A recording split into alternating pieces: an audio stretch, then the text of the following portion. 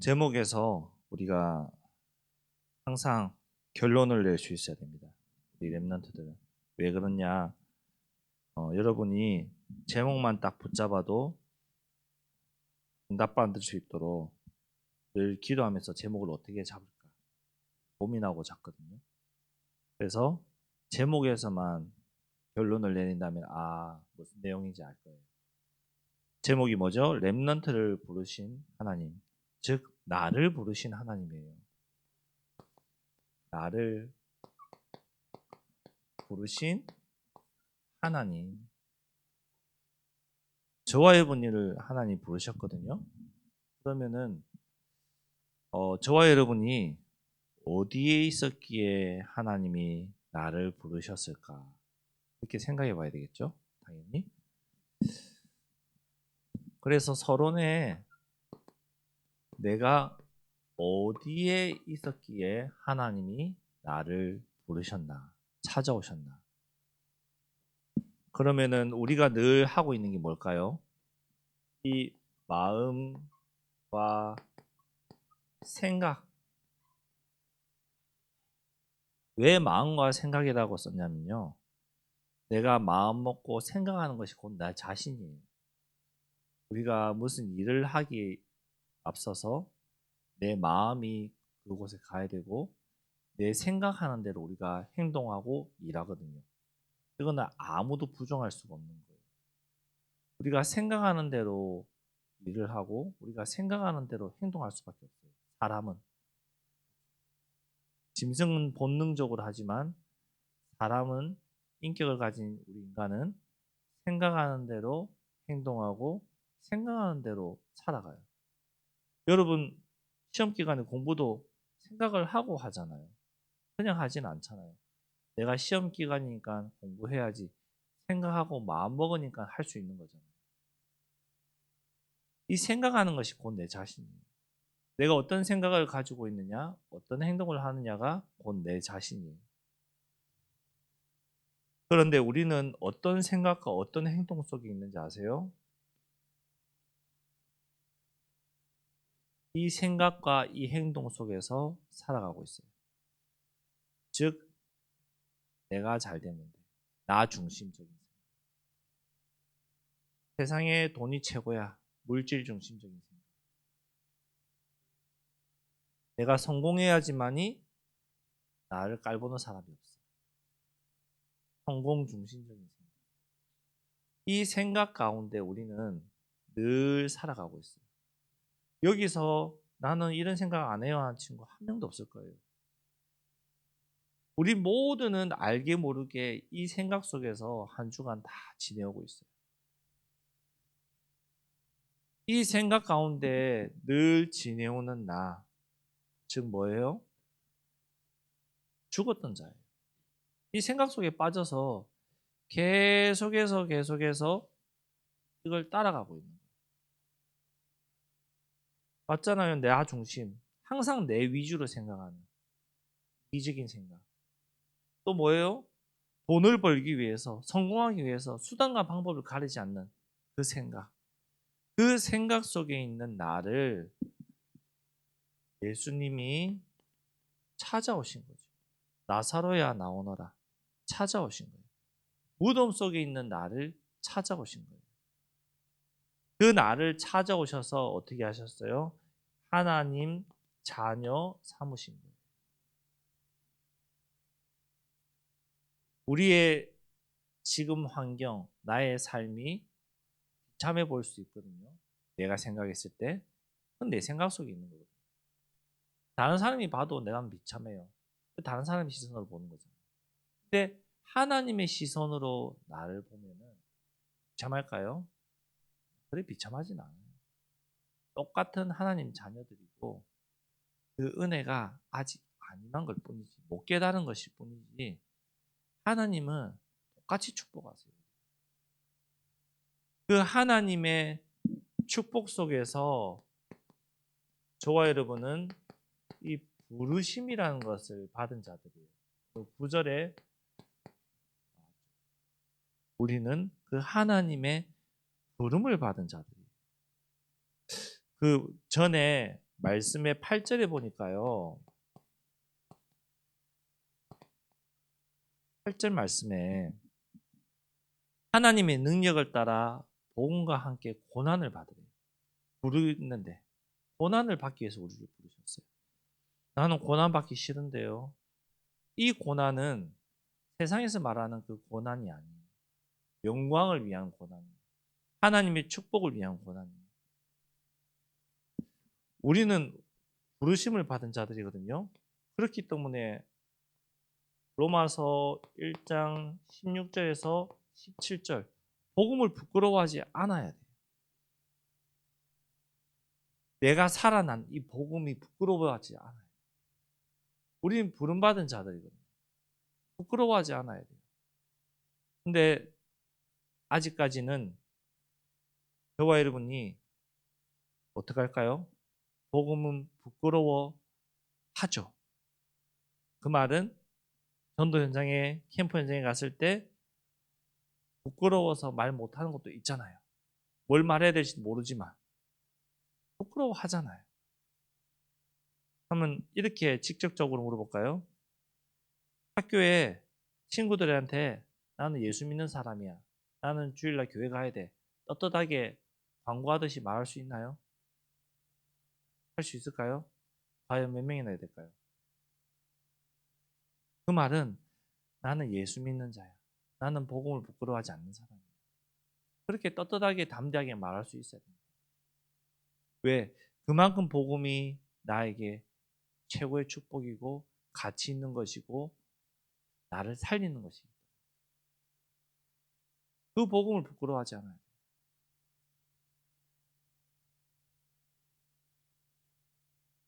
우리 무당들이 굿을 하잖아요. 굿을 할 때 사람들이 없는 데서 할까요? 사람들 다 보는 데서 해요. 그러면은 부끄러워하면은 그 행동을 할 수 있을까요? 귀신 들린 자도 부끄러워하지 않고 확신 있고 담대하기 때문에 그렇게 행동하잖아요. 근데 우리는 하나님의 자녀, 전능하신 하나님의 자녀인데 그 귀신 들린 자들보다 부끄러워한다. 내가 부끄러워야 돼요. 하나님 자녀는 부끄러워할 필요가 없어요. 왜? 17절에 이렇게 돼 있죠? 복음에는 하나님의 의가 나타나서 믿음으로 믿음에 이르게 하나니 오직 의는 믿음으로 살리라 했어요. 예수 믿는 믿음으로 살리라. 그 예수 그리스도의 복음이 나를 살렸는데 내가 부끄러워할 필요가 있나요? 부끄러워할 필요 없어요. 물에 빠져 죽어가는 사람을 살렸어요. 그런 건가요? 그런 것이 아니에요. 그 죽어가는 자가 살아나서 막 물도 먹고 채취하고 정말 창피한 모습, 콧물 다 흘리고 있는데 부끄러워할 건가요? 아니죠. 감사하죠. 나를 살려주신 분한테 감사합니다, 고맙습니다 하지. 아, 나 부끄러우니까 화장 좀 하고 깨끗하게 고쳐 입고 감사합니다, 고맙습니다. 그렇게 하나요? 아니란 말이에요. 근데 우리는 어떻게 해요? 이 복음을 정말로 내가 살아난 복음이 맞다면은 부끄러워하지 않아야 돼요. 감사할 수 있어야 돼요. 행복할 수 있어야 돼요. 이 복음은 얼마나 축복된 거냐면요. 하나님이 다 구원하시고 다 부르신 것이 아니에요. 원하신 자를 부르셨어요. 저와 여러분을 원했기 때문에 우리를 부르시고 원하시고 우리를 사용하시는 거예요. 그 원하는 자를 13절에 부르셨다 이렇게 나오거든요. 그러니까 나왔다. 15절에 뭐라고 했냐면요. 그냥 부르시기만 한 것이 아니라 권능도 주셨댔어요. 힘도 주셨단 말이에요. 부끄러워하지 않을 힘도 주셨다 이 말이에요. 부끄러움을 이길 수 있는 힘도 주셨다. 담대하게 나갈 수 있는 힘도 주셨다. 그 말인 거예요. 근데 저는 예수 믿는 것 같은데 하나님 자녀 있는 거 맞는 것 같은데 근데 왜 저는 부끄러워하고 아직 힘이 없을까요? 그렇죠? 질문해 볼 필요가 있죠. 왜 그럴까요? 17절에 나왔잖아요. 내가 믿지 않아. 믿음을 주셨는데 그 믿지 않았어. 정말로 믿는다면은 이 힘 누릴 수가 있어요. 본능 체험할 수 있어요. 또 반대로 하나님이 여러분의 믿음이 약한 것을 아시고 우리의 믿음 없는 것을 아시고 때에 따라서 힘을 주시면서 내가 이 복음을 부끄러워하지 아니하도록 우리를 깨닫게 하시는 거예요. 그렇게 하고 있는 과정 속에 내가 있는 거예요. 그 과정 속에 우리가 있는 거예요. 저도 여러분 나이 때 복음을 부끄러워하지 아니하노니 이래야 돼. 복음을 부끄러워하노니. 저도 여러분 나이 때. 근데 계속해서 말씀 듣고 신앙생활하고 예배 속에 있으면은 권능을 주셔서 이 복음이 부끄러워하지 아니하노니로 변화되게 돼 있어요. 바뀌어지게 돼 있어요. 말이에요. 이거. 이런 고민 해보신 적 있나요? 우리 선생님들이, 부모님들이, 목사님들이 너는 하나님 자녀야. 너는 하나님의 백성이야. 그렇게 말하잖아요. 근데 내 자신은 나는 하나님 자녀가 아닌 것 같아. 예수가 그리스도라는데 진짜 그리스도가 맞나? 나는 아직 체험을 못 해봐서 나는 아닌 것 같아. 그 그리스도가 목사님한테는 선생님한테는 그리스도이지만 저는 아직 아닌 것 같아요. 이런 생각 안 해보시나요? 해보시잖아요. 의문이 있잖아요. 저는 부끄럽지만 30대까지도 그런 생각, 부끄러움, 그런 고민 해봤어요. 30대란 말은 신학교 다닐 때였거든요. 신학생 때도 그 고민 해봤어요. 근데 그 고민 하셔야 돼요. 안 하면 안 돼요. 내가 정말로 예수가 그리스도라는 사실을 믿고 있는가? 내가 체험하고 있는가? 정말로 내 인생에 예수님이 그리스도 되시는가? 모든 문제 해결자인데 내 문제는 해결 안 하신 것 같은데 근데 왜 모든 문제 해결자라시지? 그거 질문해 보셔야 돼요. 고민해 봐야 돼요. 물어봐야 돼요. 확인 받으셔야 돼요. 그 물어본다면은 확인해 가는 과정이 이 세워 가시는 과정이에요. 복음을 위해서 저와 여러분을 세워 가세요. 이 복음을 위해서 비슷한 말인데요. 요한복음 15장 16절에 택하셨댔어요. 15장 16절에 이렇게 말씀하고 있어요. 너희가 나를 택한 것이 아니라고 했어요. 너희가 나를 택한 것이 아니야. 예전에 우리 복음 편지 쭉 하다가 보면은 우리 사역자들이 목사님들이 한 번씩 설명한 내용이 있어요. 뭐죠? 예수님의 손이 있고 내 손이 있는데 내가 예수님의 손을 잡았다.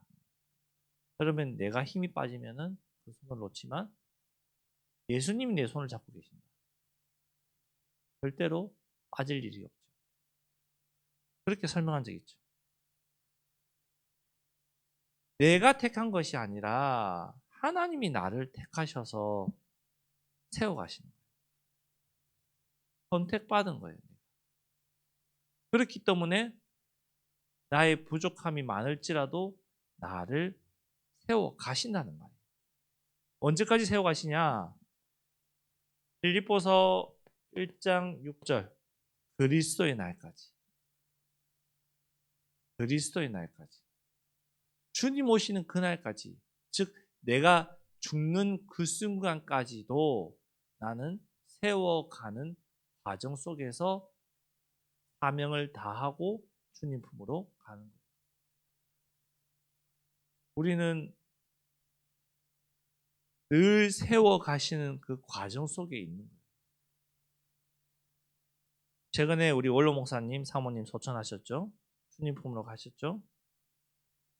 사모님 병원에 계셨을 때 또 그 사명을 다하셨어요. 그 말은 뭔지 아세요? 병원에 입원해 계실 때 의식이 있으실 때도 주변에 예수 믿으라고 전도하셨어요. 사명을 다하신 거예요.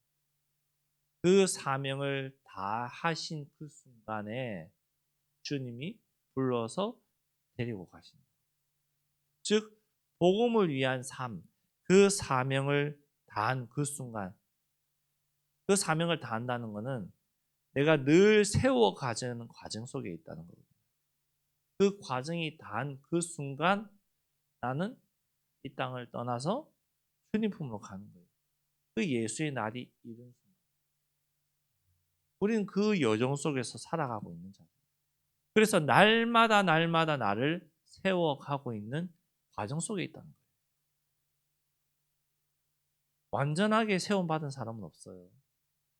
목회자라 할지라도 늘 세워가는 그 과정 속에 있는 거예요. 그 세워가는 과정 속에 있기 때문에 실수할 수도 있고 낙심할 수도 있고 무너질 수도 있는 거예요. 그래서 다시 또 세워지는 거죠.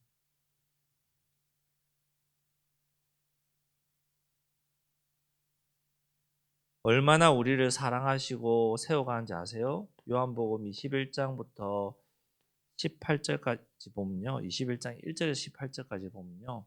우리가 잘 아는 말씀은 21장 15절에서 18절이에요. 어떤 내용이냐? 내 어린 양을 먹이라. 많이 들어보셨죠? 예수님이 베드로에게 내 어린 양을 먹여라. 15절에서 18절에 말씀하고 있는데 그 전에 어떤 사건이 있었길래 예수님이 갑자기 베드로에게 내 어린 양을 먹이라고 하셨을까요? 베드로 아시죠? 예수님 변화산에 데리고 왔을 때 내가 여기 사는 것이 좋다고 했어요. 여기서 주를 위해서 초막을 짓고 주와 함께 살고 싶다고 했어요.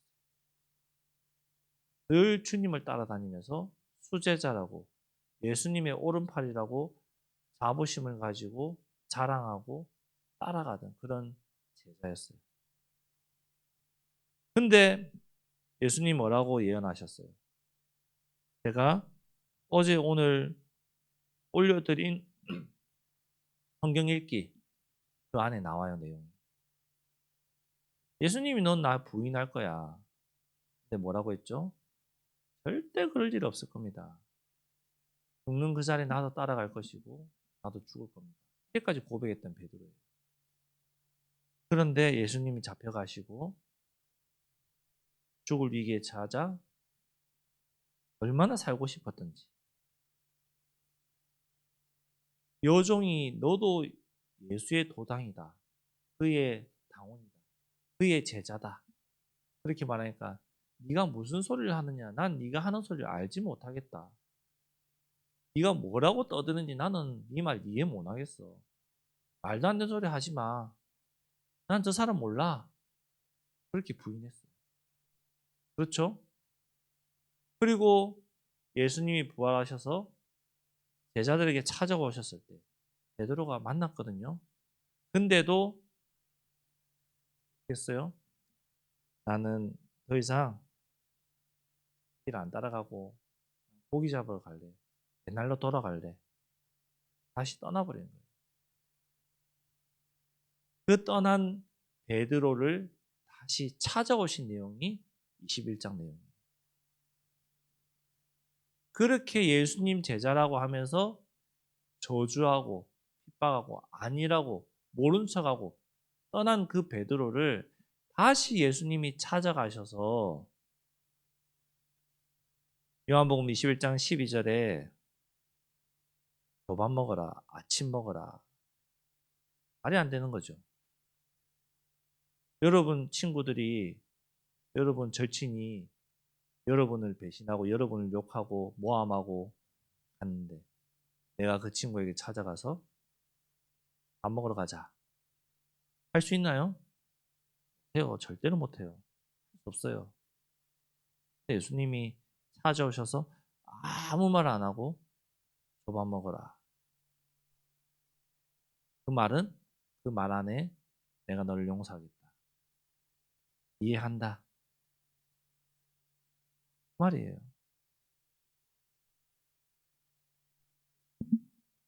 우리를 찾아오신 거예요. 태워가시는 거예요. 내가 예수 믿지만 교회 다니지만 순간순간 예수 믿는 표도 안 내고 불신자처럼 행동하고 복음 전하지도 않는 삶을 살지라도 예수님이 나를 찾아오셔서 늘 회복해 하시고 세워가신다는 거예요. 그 세워가시는 과정 속에 베드로에게 다시 질문한대요. 내 어린 양을 먹여라. 먹일 수 있겠느냐? 베드로가 얘기했죠. 주님이 아십니다. 내가 주님을 사랑하는지 주님이 아십니다. 베드로가 다시 얘기했어요. 말은 다시 회복한 거죠. 그 사명을 회복한 거죠.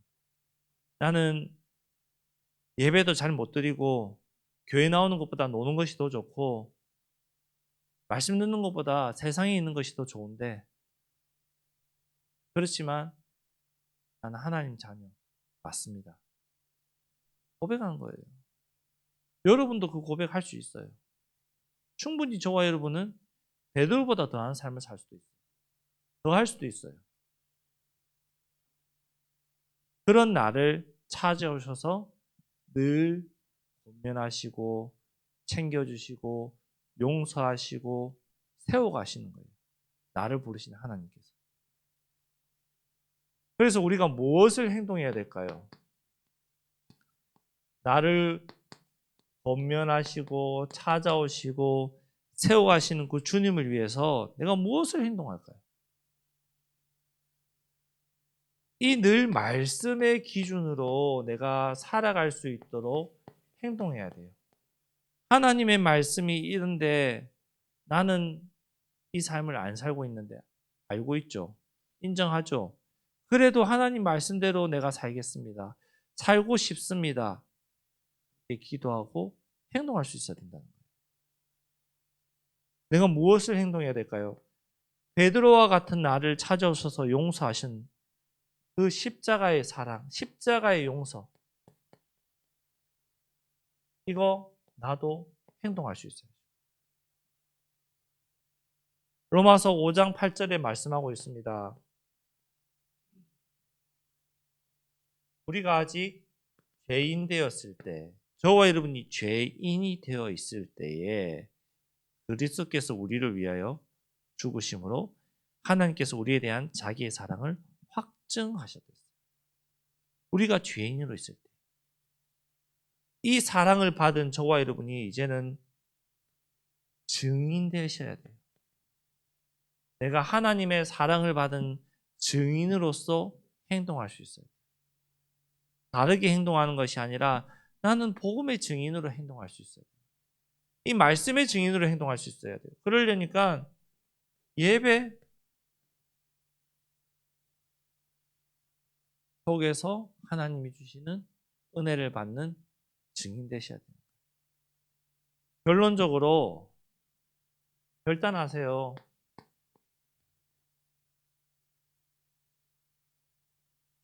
무엇을 결단할 것이냐? 나의 삶을 결단하세요.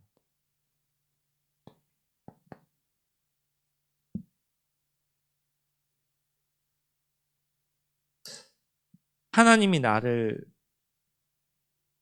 부르심, 이 이유를 알고 진짜 결단해서 사는 삶. 하나님이 나를 왜 부르셨지? 왜 우리를 렘넌트로, 나를 하나님의 자녀로, 주의 백성으로 왜 나를 부르셨지? 이 이유를 알고 결단하는 삶. 그래서 날마다 하나님, 내가 하나님 자녀인 건 알겠는데요.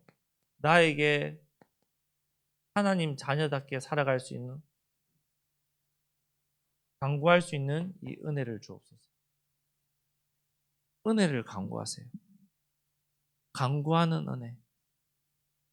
하나님 자녀로서 내가 행복하게 복음을 누리며 살 수 있는 삶을 살아가게 해달라고 그 간구하면서 구하면서 살아가는 삶을 사세요.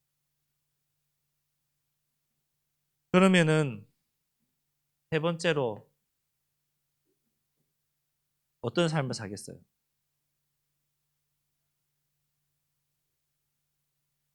하나님을 기쁘게 하는 삶.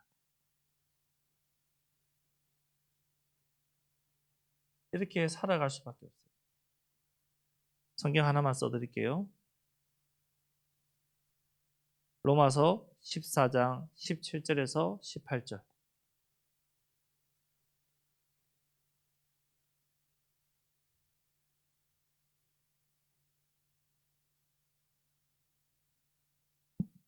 하나님을 기쁘게 하는 삶이 뭐냐면요. 17절에 이렇게 돼 있어요. 하나님의 나라는 먹는 것과 마시는 것이 아니요 오직 성령 안에 있는 의와 평강과 희락이 됐어요. 우리 랩런트들 때 가장 관심이 여기 있죠.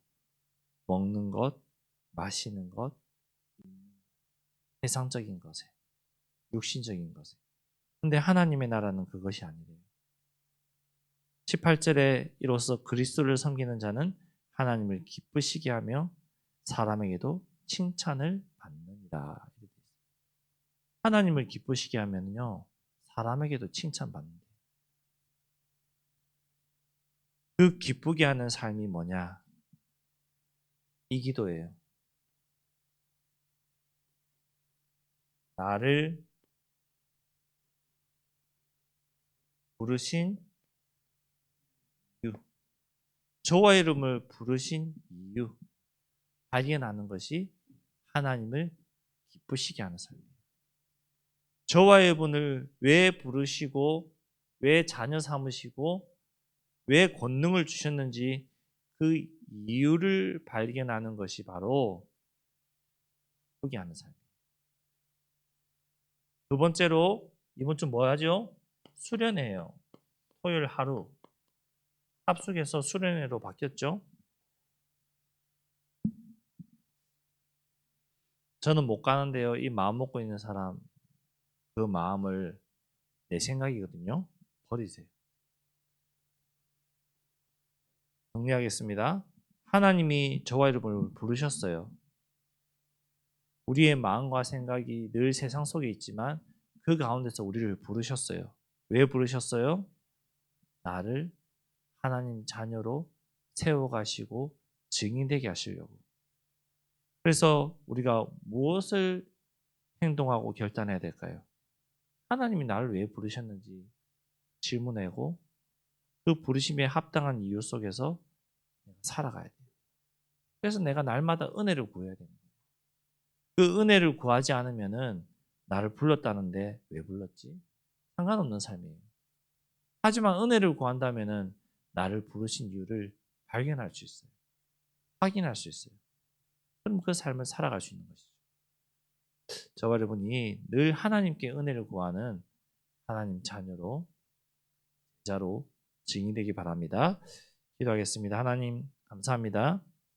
하나님이 우리를 부르신 그 부르심의 이유를 발견하고 그 부르심대로 살아갈 수 있도록 우리 렘넌트들을 축복하여 주옵소서. 내가 어디에 있든지 하나님 자녀인 정체성 속에서 확신 가지고 늘 행복한 자가 될 수 있도록 인도하여 주옵소서. 예수 그리스도 이름으로 기도드렸습니다. 아멘.